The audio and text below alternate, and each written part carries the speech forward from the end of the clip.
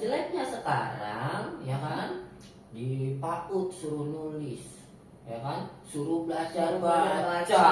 Ketika masuk SD lari-larian karena anak sudah bosan dengan menulis, membaca seperti itu, Bu.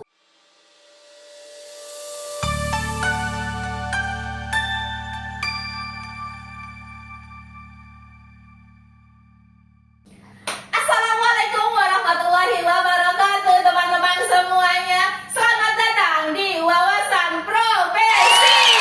Inilah podcast kami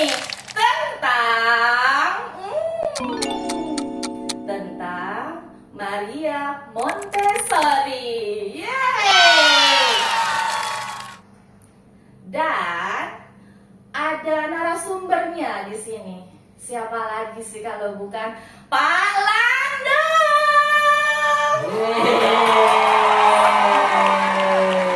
Selamat datang Pak Landung. Selamat datang juga Bu Kristiana. Apa kabar Pak? Alhamdulillah sehat ya, walaupun terkendala hujan tadi pas mau kesini ya, tapi alhamdulillah tidak kenapa-napa. Iya ya, hari ini hujan.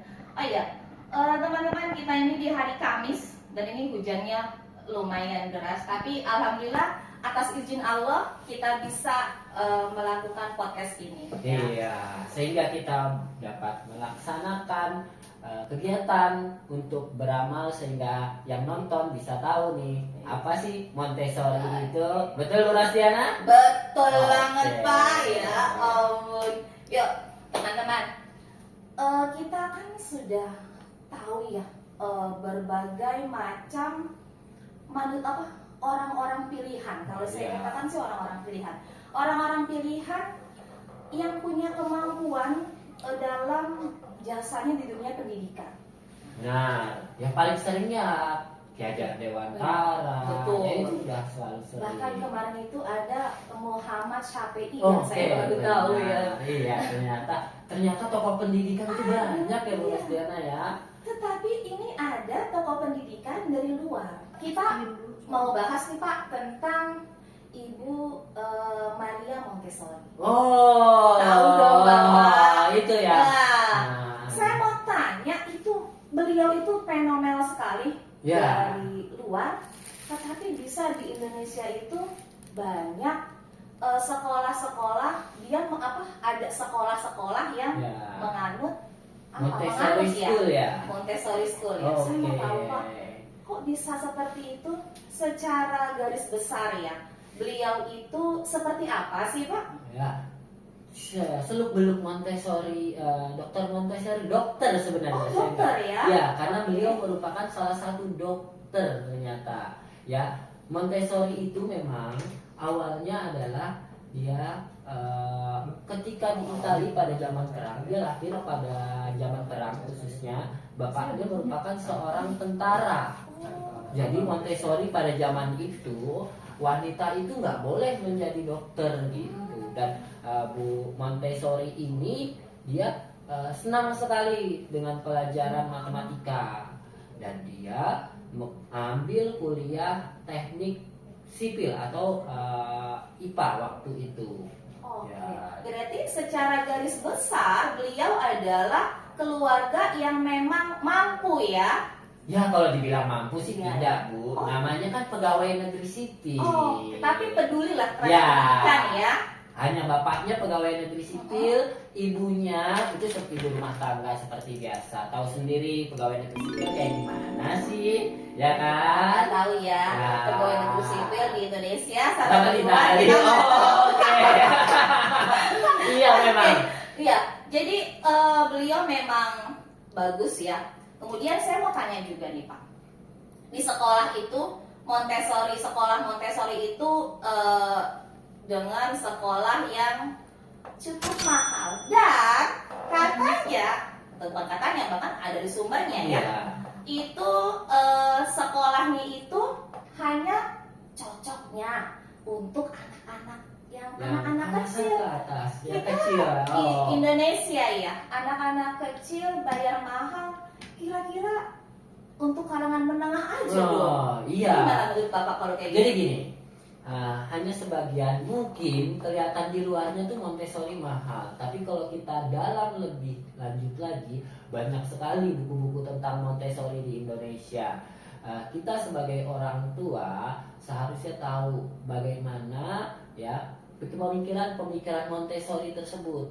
Tadi saya jelaskan, ketika Montessori dari teknik langsung masuk ke dokter ya, dokternya tuh bukan dokter untuk penyakit dalam umum seperti itu. Ternyata dokternya khusus anak berkebutuhan khusus. Wow. Jadi dokter Montessori terpaculah.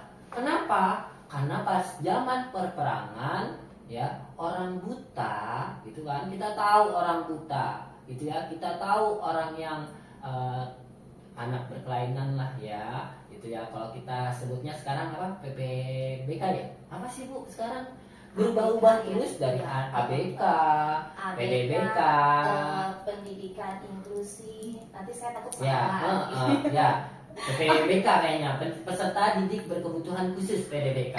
Berarti beliau bisa menciptakan itu, bisa dikatakan cipta nggak Pak ya?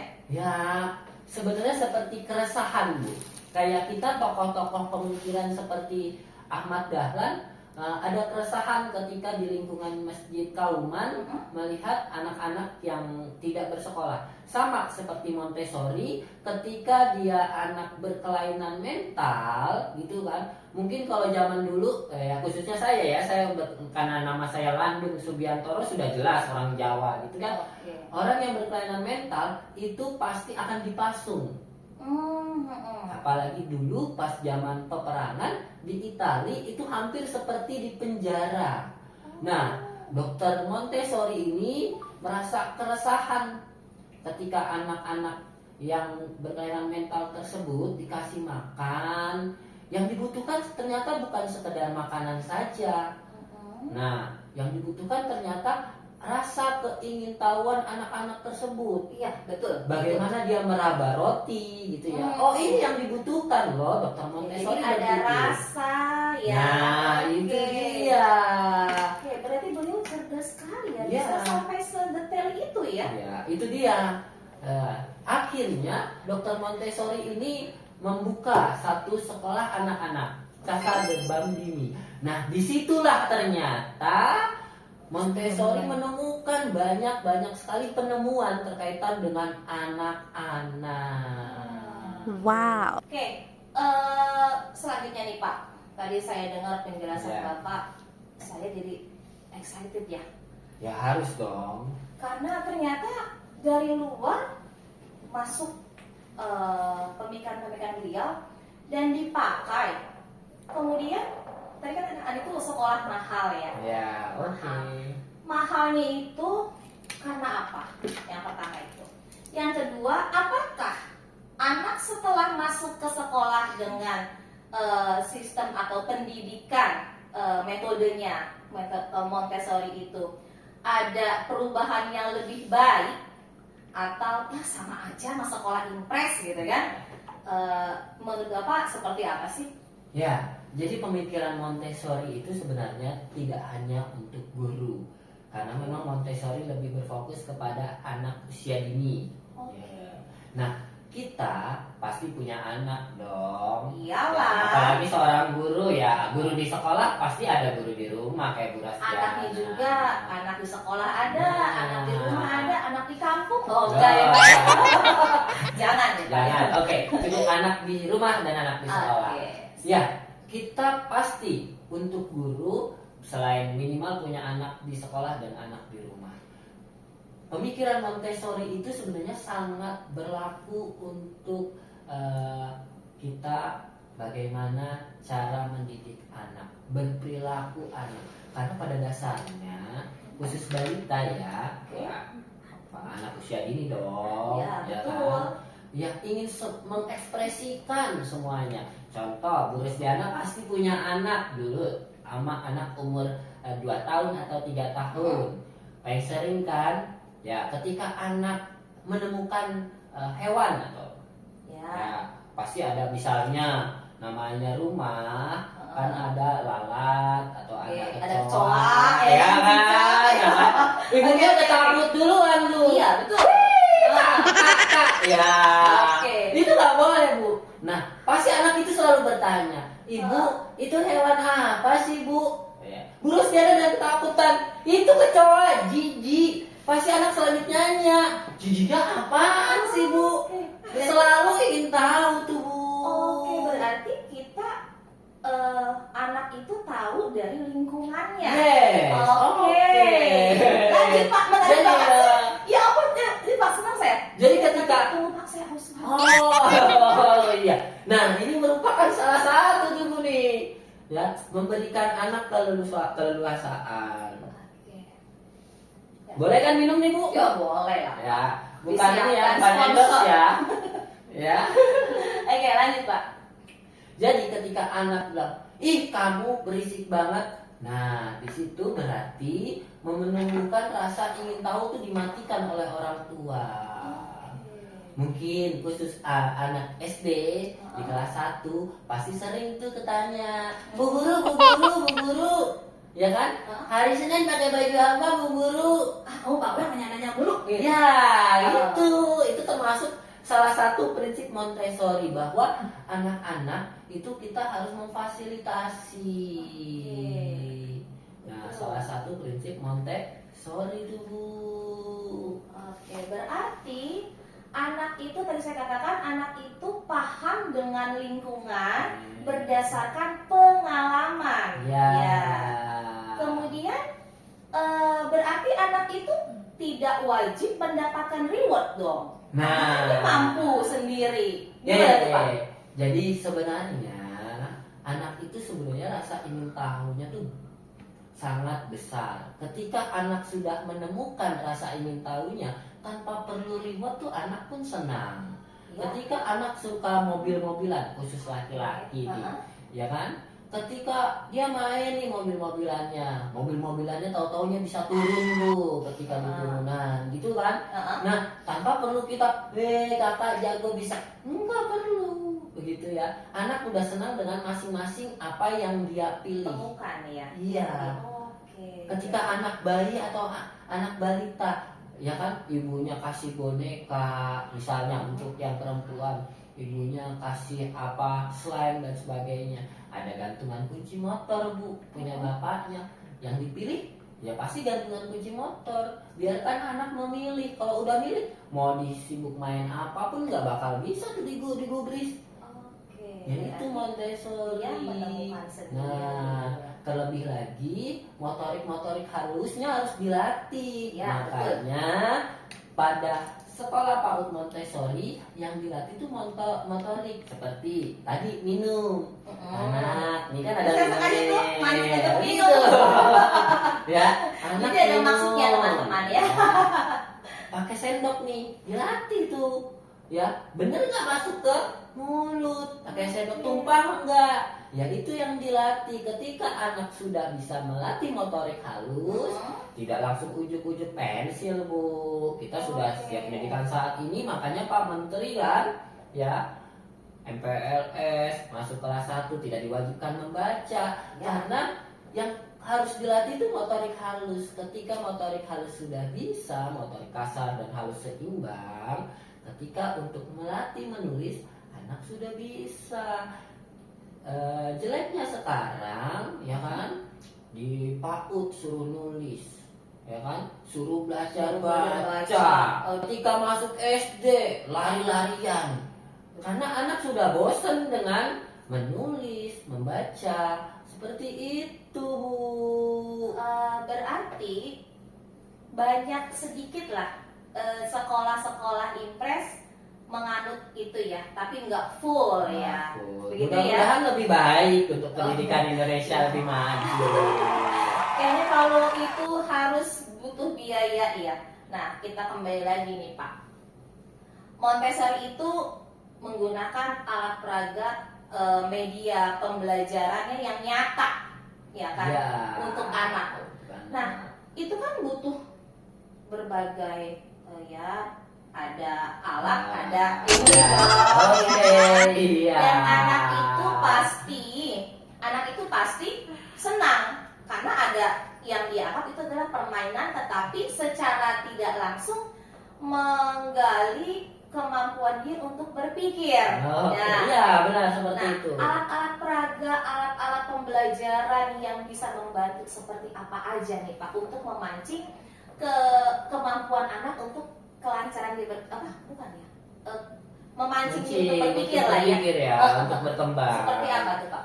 Ya, permainannya yang pasti permainannya yang sudah terarah. Karena tadi saya pas Montessori menemukan sesuatu pemikirannya itu kan dari Casa de Bambini. Jadi Montessori itu mengembangkan permainan-permainan. Nah, ini di meja kita kan ini contoh nih permainan ya. Apakah nggak salah ada rekam-rekaman ya itu Pak? Tes, halo 1 2 3. Bisa. Wah. Gimana ini Pak? Ya. Apakah di sini termasuk permainan Montessori? Iya ya. Jadi kita jangan sembarang menjudge setiap permainan itu permainan Montessori ya. Iya. Karena memang Montessori itu sudah ada hak ciptanya. Oke, berarti ada hak cipta ya Iya. teman-teman ya. Jadi permainan Montessori itu simple tapi bermakna. Jadi ada maknanya di dalamnya. Ya, seperti anak menyusun biji ya sesuai dengan jumlah ketika perkalian adalah penjumlahan pengulangan. Ada papan di Montessori permainan papan berhitung gitu ya di kelereng misalnya 1 kali 5 butir kelereng dan sebagainya. Itu ada konsep gitu ya. Jadi setiap permainan Montessori memang ada konsep dan mungkin kita sering belanja online ya. Ada bisa permainan Montessori disilahkan di check out ya, di masing-masing Keranjang kuning jangan lupa. Ya, keranjang hijau dan teman-temannya. Berarti tidak sembarangan. Oke ya, kan? dan memang itu membutuhkan biaya. Oke, lagi-lagi ke sana. Ya, tapi bagaimana kita sebagai orang tua dan guru sekolah dasar dan PAUD melihat bagaimana jika memang tidak bisa membeli permainan Montessori, kita lihat dari pemikiran-pemikiran tersebut, melatih tadi motorik halus, kita latih nih, ya. Oh nih anak tidak bisa diem, kita banyak dong kita sebagai guru. Yang paling dihafalkan murid yang paling aktif, yang paling ya, dan yang paling pinter pasti kan. Iya. Yang biasa-biasa aja enggak. Ya ketika anak aktif nih, mungkin ketika di anak usia dininya nih motorik halusnya kurang terpenuhi gitu. Oke.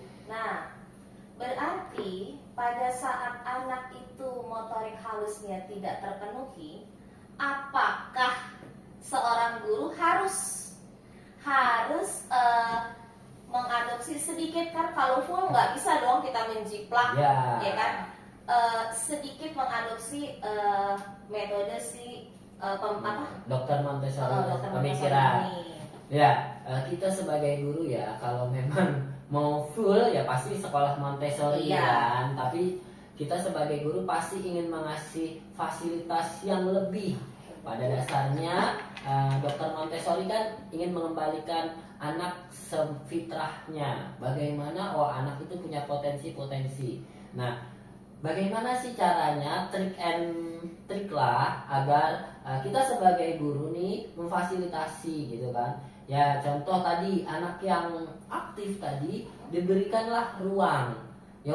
Ayo kita misalnya ice breaking dong. Sekarang lagi guru Rosiana apalagi guru penggerak. Nah, ice breakingnya banyak. Bahaya. Ya. Ice breaking jadi anak tidak bosan gitu. Oke, berarti dikuras tenaganya Ya, ya. bahkan di khusus fokus. pendidikan anak usia dini Montessori, jadi anak dipilih tuh hari ini mau apa. Ketika membentuk pasir-pasiran sudah disediakan pasirnya. Aduh ini udah ya, maklumnya. Ya, jadi ketika juga dipersiapkan tuh ruangannya, mainan pasir. Kita tahu sendiri anak-anak senang main pasir kan, Ya. membuat istana dan sebagainya, menyendok, masukkan ke dalam ember. Sudah disiapkan tuh. Anak mau main pasir, silakan. Anak mau main misalnya boneka, silakan. Ketika anak main boneka, ya kan, pasti dong main masak-masakan, ada yang berperan sebagai ibu, ada yang berperan sebagai bapak. Nah, di sana anak-anak dilatih bagaimana sosialnya gitu ya, berperan gitu, berperan oh seorang ayah tuh seharusnya seperti ini loh, seorang ibu seharusnya seperti ini. Ada peran tanggung jawab di sana. Ada figurnya. Ya, itu. Nah, sekarang kalau ini kan Montessori ini kan dia lebih kepada anak usia dini. Ya. Ya. Anak usia dini kan pasti selesai dong masanya. Dia ke jenjang selanjutnya yaitu ke sekolah dasar. Bagaimana seandainya ya, tapi ini sih kira-kira 0,001 ya kan? Ya. Tapi kita pasti menemukan biasanya seperti itu. Anak dari sekolah Montessori pindah ke sekolah Impres yang tempat kita ngajar lah, misalnya ke sekolahnya Pak Landung ya kan, atau ke sekolahnya Bu Novi yang ada liftnya ya enggak sih? Ya, bagaimana dia kan dari segala keaktifan dia, dari segala pembelajaran dia yang dia temukan berdasarkan pengalaman dia, melalui media, dia pindah melanjutkan ya, bukan pindah, melanjutkan ke jenjang selanjutnya, bukan selevelnya. Nah, itu dengan siswa kita yang 32 siswa, ada 2 anak dari alumni Montessori.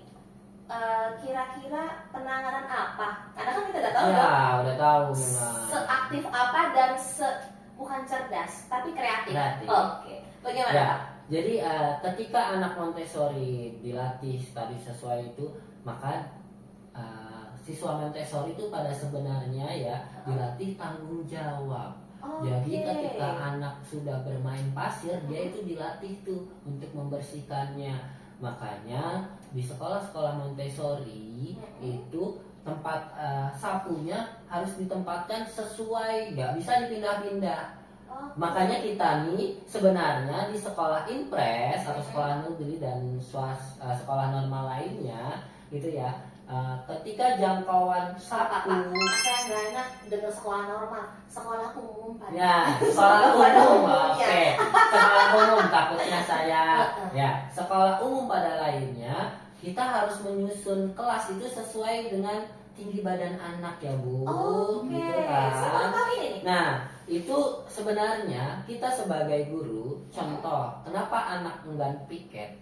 Karena kita pun belum tentu tahu sapu di kelas kita ada di mana. Oke, betul. Nah, itu yang anak Montessori dilatih. Jadi ketika memang awal-awal mungkin perlu adaptasi dong. Betul. Walaupun jangankan dari sekolah Montessori, sekolah pada umumnya ya, misalnya dari sekolah dari luar Pulau Jawa ke Pulau Jawa pun perlu adaptasi kan. Nah, begitu pula juga murid-murid sekolah Montessori gitu ya. Nah, ketika metodenya nih guru-guru pun juga kita jangan menyalahkan anaknya. Mungkin kita sebagai mengajar hanya pakai teknik konvensional. Apa tuh? Cuman ceramah, melihat aja. Nah, itu yang mungkin agak kurang bagi siswa Montessori. Kita harus dilatih. Nah, mungkin ketika anak Montessori ya, dia karena sudah terbiasa tanggung jawab nih, diberikanlah buku bacaan.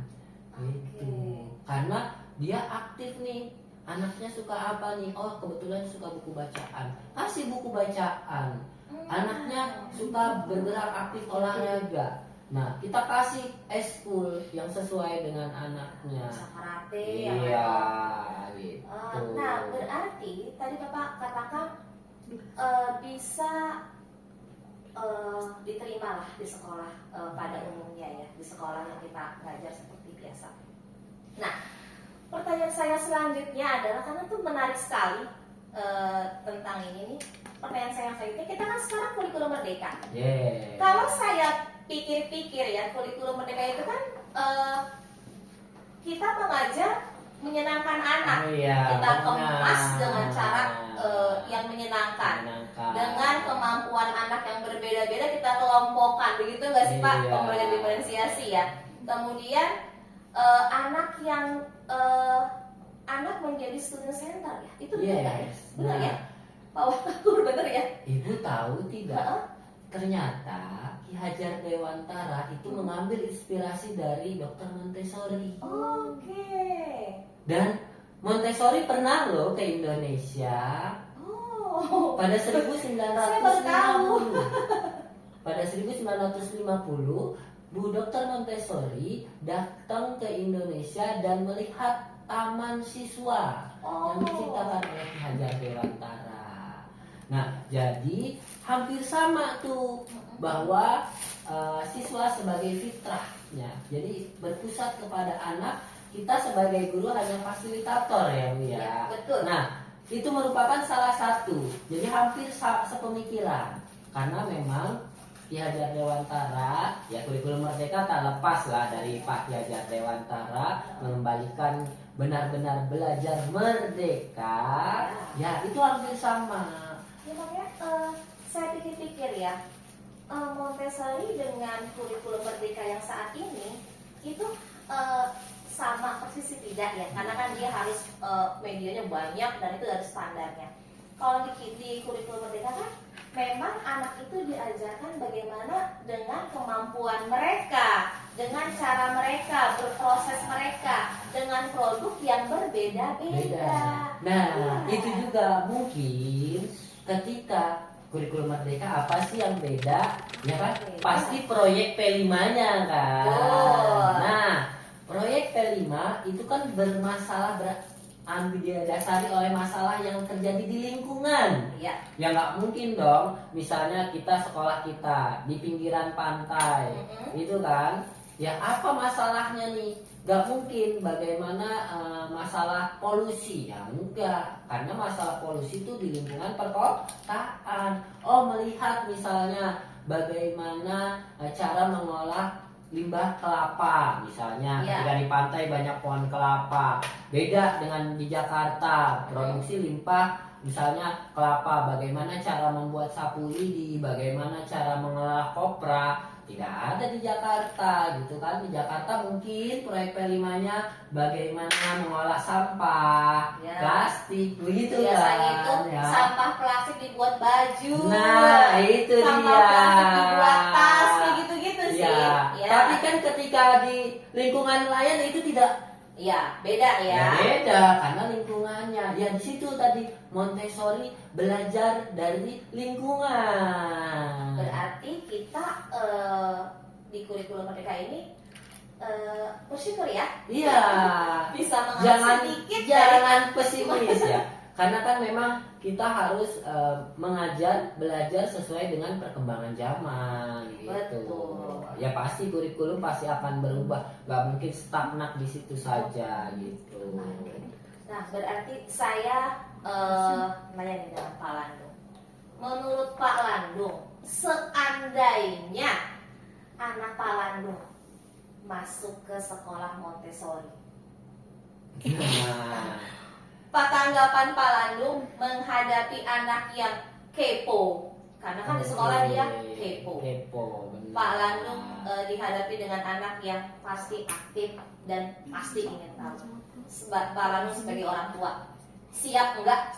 Nah, untuk siap dan tidak, sebenarnya saya baru punya anak satu nih ya. Iya. Dan itu setelah saya baca buku Montessori itu merasa, aduh selama ini saya ternyata salah ya membentak anak ya, gitu ya.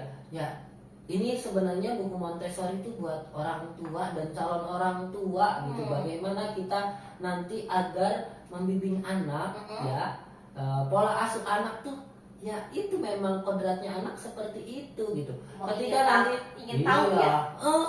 karena kalau kita lagi kerja gitu kan, ya tahulah guru administrasi dan sebagainya, aduh Bu ya gitu kan Bu, Si aduh, Jule, si Jule dan sebagainya, lagi ketik nih ada tugas dari sekolah dan sebagainya. bapak, entar dulu, gitu. Bapak. Nah, ketika saya belum belajar Montessori, iya udah kamu main sama yang lain dah, ini dah handphone dan sebagainya. Iya. Itu. Tapi setelah ya udah sini, kerjaan pasti akan ada waktunya, namanya anak gitu ya. Nah, ketika anak udah tidur, baru kita bisa Oke, kerja. Prioritas ya. Iya. Jadi setuju ya dengan hal itu. Jadi Setuju. dekat juga dengan anak. Ya, cuman memang Montessori itu terkenal tidak adanya punishment dan reward ya. Tapi ya kita sebagai orang tua ya intinya ketika punishment itu bukan anaknya yang kita marahi, tapi sikapnya. Ya, betul. Ketika anak misalnya membuang sampah sembarangan, bukan anaknya yang dimarahi. Kita harus menekankan lain kali membuang sampah pada tempatnya. Buang sampah sembarangan itu adalah perilaku yang tidak baik gitu kan. Nah, sehingga anak memiliki rasa bersalah gitu. Bukan anaknya. Ketika kita marah dengan anaknya, hei kamu jangan buang sampah di situ, dengan membentak gitu kan. Anak merasa bahwa oh saya yang salah. Saya yang salah, saya tidak disukai, baik gurunya, ya baik itu orang tua, tapi anak tidak belajar, oh ternyata sikapnya, sikap saya yang salah. Ketika saya berlaku tidak seperti itu dan berlaku saya benar, maka saya akan baik. Gitu. Oke, menarik sekali ya Pak ya. Iya. Kalau kita bicara tentang pendidikan, karena kita pendidik ya. Iya. Aduh, kayaknya waktu setengah jam nggak cukup ya Pak. Harusnya. Kita harus akhiri Iya. perbincangan kita kali ini ya Pak ya. Pak Latung terima kasih ya. Iya, sudah sama-sama, lagi Bu. dengan kami semua di sini. Semoga bermanfaat Amin. untuk kita semua. Dan jangan lupa like and subscribe karena semakin banyak yang nonton ini merupakan amal jariah buat kita berdua. Benar nggak Bu? Betul. Oke. Baik. Saya tutup dulu ya Pak. Oke teman-teman, sekianlah podcast dari kami. Semoga bermanfaat ya. Saya Rusdiana. Saya Landung. Terima kasih. Assalamualaikum warahmatullahi wabarakatuh. Waalaikumsalam warahmatullahi wabarakatuh. Sampai jumpa.